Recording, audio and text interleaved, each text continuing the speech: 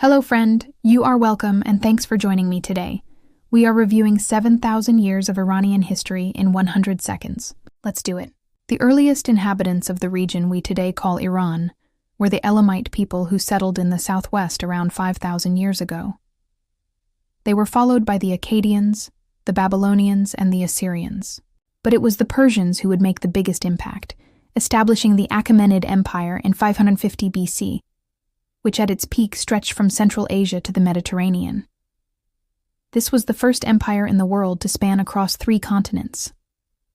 But after Alexander the Great's conquest of the Persian Empire, the region fell into a period of instability until the Arab invasion in the 7th century CE, which brought Islam to the region, and the rise of the Sassanid Empire in the 3rd century.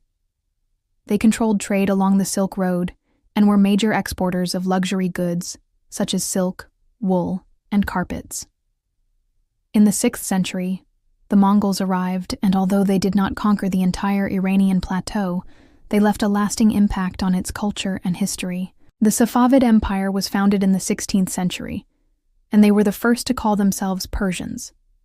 They ruled over a vast empire that stretched from the Mediterranean to the Pacific Ocean.